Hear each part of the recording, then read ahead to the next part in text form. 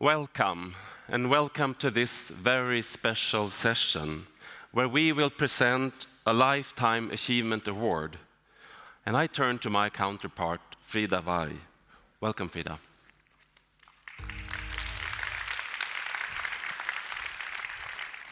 Thank you, Magnus. Thank you. Okay, so a Lifetime Achievement Award.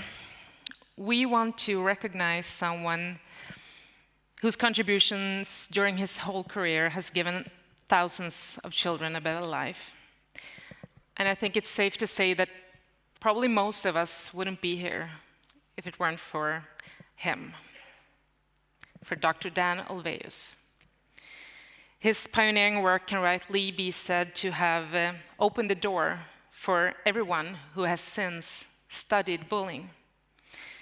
Without him, we would not be where we are today. And as most of you know, Dr. Olweus passed away last year. But even at the end of his life, he was active in the work against bullying. And we are proud that he participated in 2017 at the World Anti-Bullying Forum as a keynote speaker here in Stockholm, or in Solna, actually. We wish he could have been here with us today, but in his place, to accept this Lifetime Achievement Award, I want to welcome to the stage Dan Olweus' daughters, Johanna and Cecilia Olweus. Please come join me.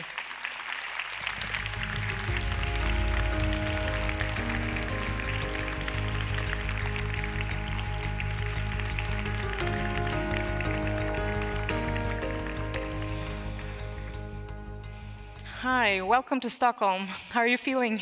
Oh, it's great to be here. Oh. It's such an honor. We are so glad to have you here. Thank you for inviting us. I mean, have you grasped how important your father has been for the bullying prevention community around the world? I guess we're starting to grasp it now, at least. Yeah. Well, we've sort of had an idea, but it's really nice that he's getting this award in recognition of his work. So. And I'm sure many people here and around the world watching, did you know that there are people from 40 countries that are watching us now and here in the room? I think that's great. And I think they have a lot of memories of your father, but now we will hear from two people who knew him very well. So I want to welcome to the stage Kristina Salmiväli and Kyrre Breivik. And Kyrre is going to start to share something about Dr. Olweus. Please join us.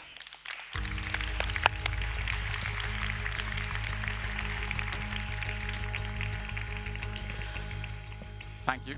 I knew Dan as a colleague, and I worked with him for over 20 years. First, he was my supervisor when I was a PhD student, and then I was a colleague, and later on, a very close friend. I had a very good relationship with Dan over many years. But first of all, I would like to thank World Anti-Bullying Forum for honoring Dan with this lifetime achievement, and what an achievement it is. He was generally regarded as the founder of bullying research, and I can think of no one who deserves this prize better than Dan for all his great contributions throughout his career. This is also, as was mentioned, a very fitting place for the award, as Dan conducted what is generally regarded as the first study on bullying among 800 boys in Solna, just outside Stockholm, in 1970. Approximately at the same time, Dan moved to Norway and the University of Bergen, where he spent most of his remaining career of 50 years.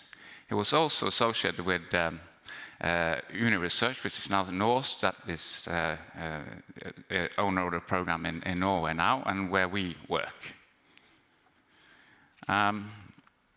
But one of the main things about his career was in 1982, 3 adolescents were killed in north of Norway, and mainly due to bullying, they believed, at least. And due to that, a national campaign was launched, and where Dan Olweus and Erling Roland was very central. A part of this, they Dan launched the Olweus bullying program in Bergen with very strong result. It was nearly halving of bullying. And in 2000, there was a new national campaign where the government supported the implementation of over 500 schools in Norway, and it was also good results. And the Olweus program has been implemented in several other countries, including Sweden, Lithuania, and 8,000 schools in the US. In addition to that, Dan's definition has had an enormous influence on people all over the world. So most people know what Dan meant was the bullying, and I think it would be incredibly interesting to have Dan here to hear what his thoughts about the new definition. So I'll really miss Dan in discussions like that. Dan was incredible to have in discussions and discuss these kinds of issues. Dan has received many awards besides this one throughout the years, including 2 APA awards, American Psychological Awards, which is quite amazing, really. And but I would talk about a bit about how it was to work with. And first of all, it was a pleasure of working close with Dan for these 20 years old. Me and my colleagues were very happy to have his great knowledge and not least courage and his high standards. Professional standards. And I must admit that sometimes it was a bit frustrating, especially when I was a PhD, because I had to run and rerun analysis all the time, and was always checking and double-checking everything, and you can imagine how the manuscripts came back from Dan, which was not always easy. But this tells about this high standards of excellence, which was very important for Dan, and I think that's been very helpful later for me, at least. And but it's also important to point out that Dan was not only an intellectual. The reason Dan was a very good friend for me was simply, I think that Dan, he was a very good discussion partner. We had really many discussions about statistics and conceptual issues, and he was stubborn, but also very fun to discuss with over the years. But the main reason he was a good friend was that he was simply a very fun person to be with. He had a great sense of humor and full of stories about things, and was very fun to go to travel around, go to restaurants with him, and so Dan was a very exciting person to be with. He loved to dance, and even after 80, he was dancing along, and he played the piano, and in fact, when he was 85 years old, it tells about how young he was in his spirits and his great sense of humor. He said he said that he was going to start. He wanted to start playing tennis again at the age of 85, and I believe that he really thought he was going to do that. But that was his plans of doing that. So, and that was 4 years before he died. But he was in a great shape, especially intellectual, over the years.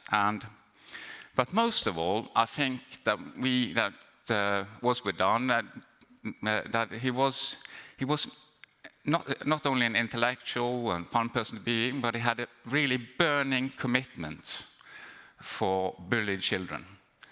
And so you could have discussions with him about bullying, and then suddenly, if we were talking about real cases, you can see that he was really upset. This meant bullying, to combat bullying, was incredibly important for Dan, and it was something that he did. So that was the main reason for being involved with bullying research and the things he did. And then it's incredibly good to know that he managed to help so many people due to his relentless commitment to bullying research over the years. Thank you.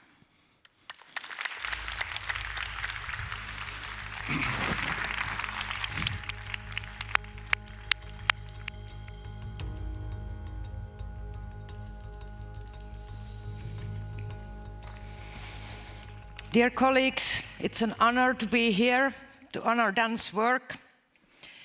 I was talking with Jane Rees, who is working with Olweus Bullying Prevention Program in the US in the last World Anti-Bullying Forum in Dublin in 2019. And Jane told me that it will be Dan's 19th birthday, very close to the next World Anti-Bullying Forum, which will be held in Stockholm. You know, this event was going to happen in May, and that was very close to Dan's 19th birthday. And we started to think with Jane that it would be great to have a surprise event to congratulate Dan for his birthday and also to honor his career. And we already talked about it to some colleagues and even to the organizers of the World Anti-Bullying Forum, and everyone was on board. Unfortunately, this event never took place as planned. We now have a different kind of event, and Dan is not with us anymore. Yet he is, I would say, in the work that we continue to do. I would like to share a personal memory of Dan from when I was a very young student, not even a PhD student yet, and I had my very first oral presentation in a conference. That was the European Congress of Psychology in Tampere in the summer of 1993. And it was really the first time that I was going to talk about my research. It was about my master thesis, which was about school bullying. And I was, of course, very, very excited. And when I entered the room and I recognized Dan Olweus in the audience, I was terrified. I gave my talk, and after that, Dan came to me to introduce himself. He asked some questions, he complimented the study. He was really, really supportive and encouraging. And I think that at that point, at the very beginning, where I was thinking where to go, you know, I was already applying funding to do PhD. I was also applying for jobs as a psychologist. But I think that at this point, this kind of warm support and encouragement from Dan Olweus, who was a pioneer in the field, was really, really important and probably influenced my decisions and my directions to go. Dan was generous enough to visit us in Turku when we started to develop the Kiva program in 2006. He was there to share his insights and to support our work. Also, I remember that when I was struggling with my workload and in my personal life, he again provided his friendship and support. So I really found him as a very warm and always so encouraging friend and colleague. In this event, we have heard about the need to take into account the social context in bullying research. And I need to say that in his very, very first writings about school bullying in the 1970s, Dan talked about the very same things, about the warmth of adults combined with clear limits for unacceptable behavior, about the role of the classroom, about the role of the school. Actually, the whole Olweus bullying prevention program was introduced as restructuring the social environment. So it's a myth that he only talked about aggressive individuals. He really talked about the social context. Dan was very uncompromising and stringent in his scientific thinking. Yes, also critical, but his criticism concerned scientific issues. I mean, he contested arguments, methods, research-related issues, rather than criticizing persons. Dan always welcomed good arguments and a good debate. I think these things, good scientific argumentation and good debates, are necessary for us to make progress, and something we shall continue to cultivate together. Thank you.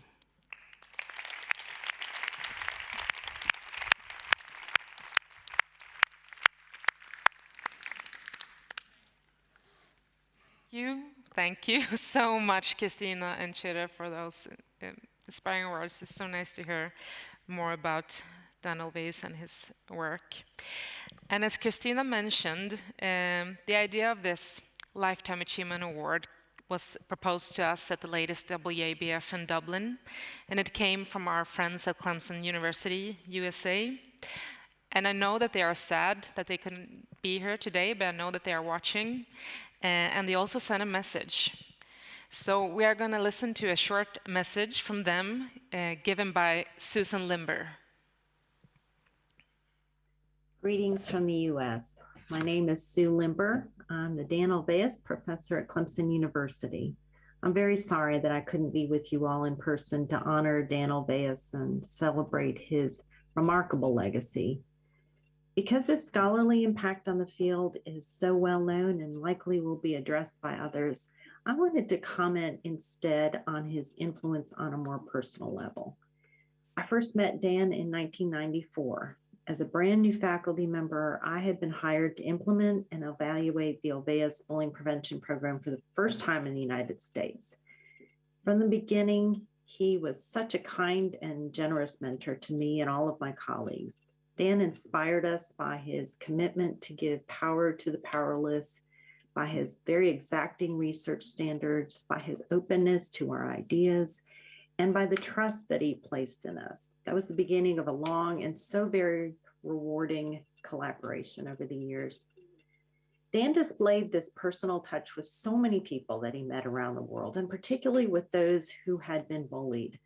I vividly remember once at a large plenary session at a conference such as this one, that Dan took time in the midst of a hurried question and answer session to stop and to acknowledge the pain experienced by a young man in the audience who had shared that he had been tormented years earlier by his peers. It's this empathy, this personal connection that I'll miss most and that I'll carry with me.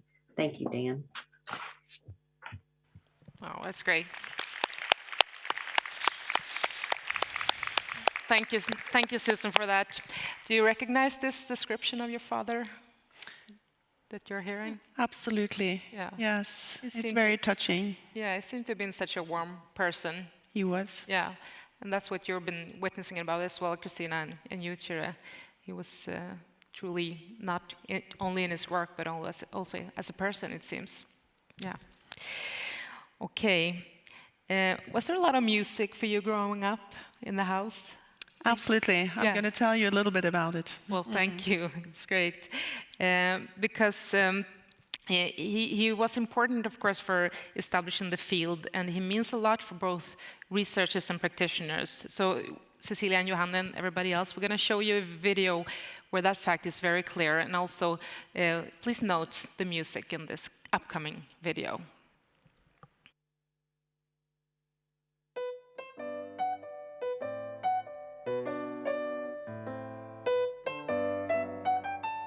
I don't get to meet a lot of people that I truly know has played a big part in changing this world.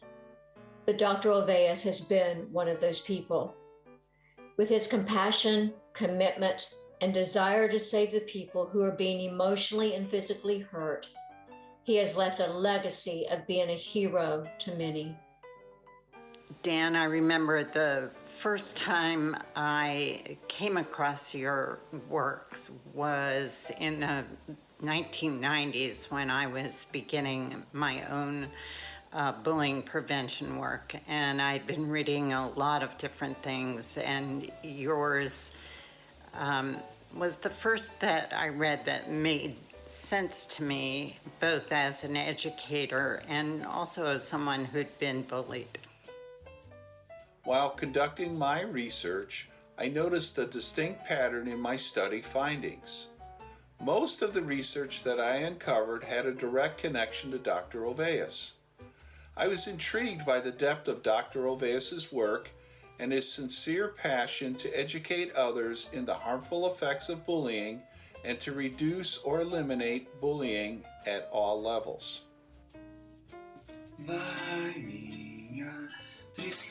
This song is called Chega de Saudade.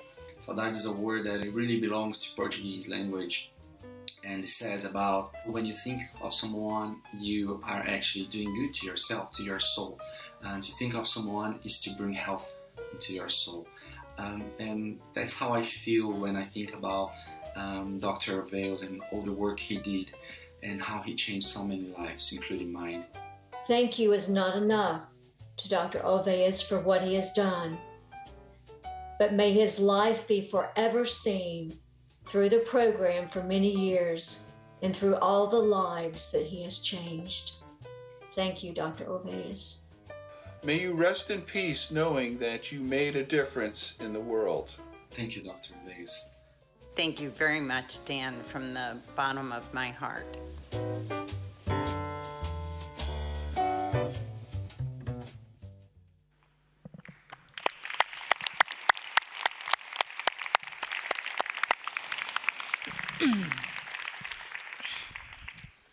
Thank you. So, when Dr. Olweus was conducting his first study back in the 70s, he did that with the boys in the city of Solna, right outside Stockholm. And you told me before that you heard a lot about the Solna boys growing up. And today in Solna is Sweden's national arena. And Swedbank was the name sponsor of that arena, but they donated that name to us at Friends. So it is now called Friends Arena. So Solna, the city of Solna, where it all began with dance study, is still a place where the issue of bullying is highlighted. And under the tagline, "Be no spectator," Swedbank and Friends have an art installation at the arena. 25 bronze sculptures in life-size children have now moved into the Friends Arena. And they will be there to remind us all about our responsibility to fight bullying. Yeah, you see some pictures of the sculptures here. So, Johanna and Cecilia, please come join me. This Lifetime Achievement Award that we want to give to you is actually a replica of one of those sculptures at the Friends Arena, where it all began, and where we are also continuing to remember the issue of bullying every day. So, I want to give this to you. It is not a Solna boy, but a Solna girl. So, lovely. Please accept it on the behalf of your father. Thank you so much. Thank you. And I know you have some.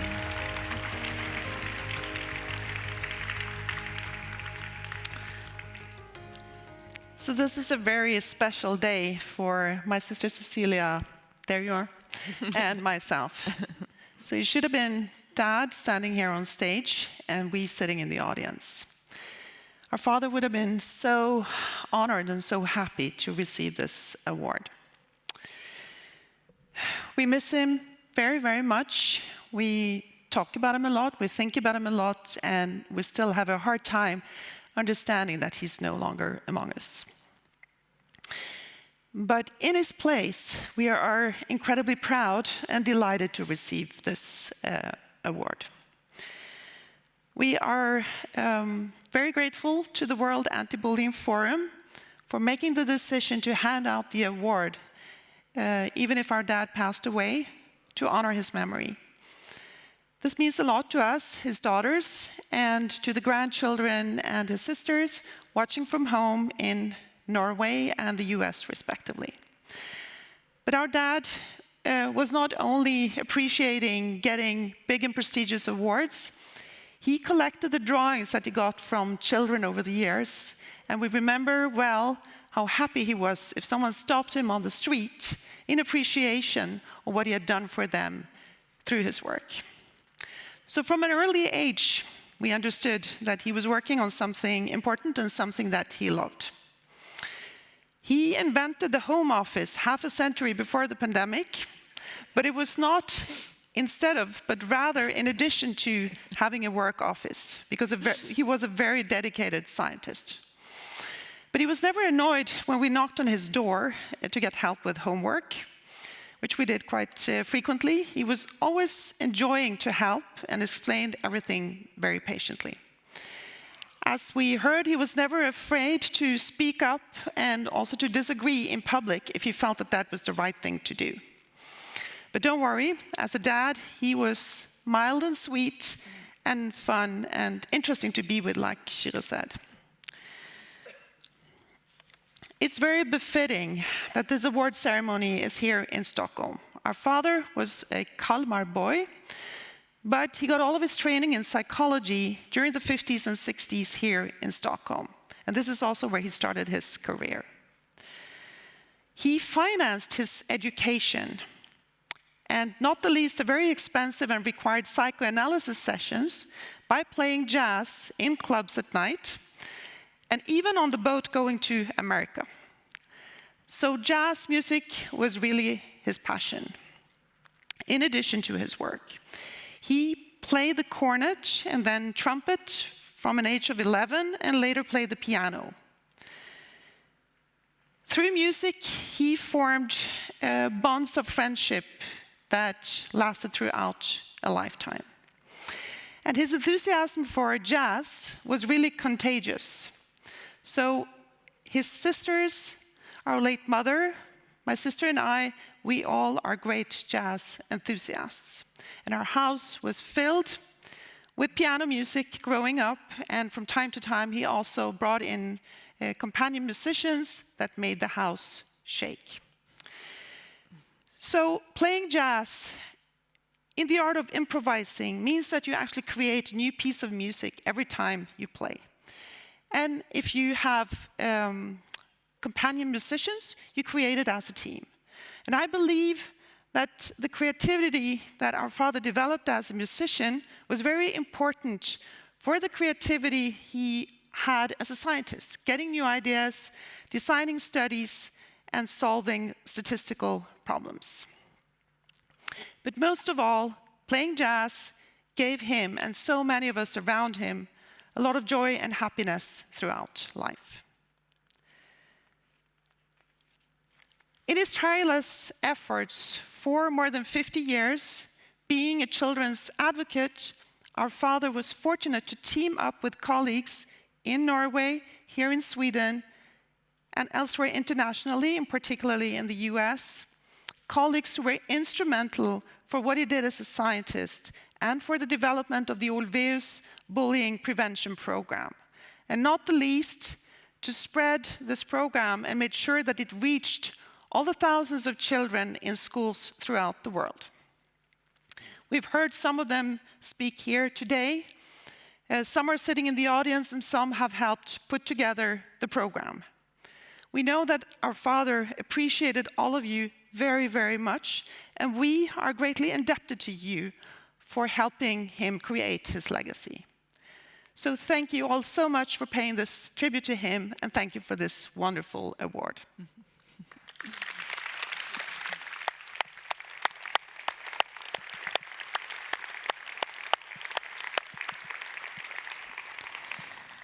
Thank you so much, Johanna, Cecilia, Kristina, Kyrre. We're so grateful that you all could be here. I want to welcome Magnus back up on stage. And I also want to thank all of you for being here and for presenting. I think it's about perspective turning, to stand here close to you and to think about Dan's whole life and his achievements and what his daughter is saying about him.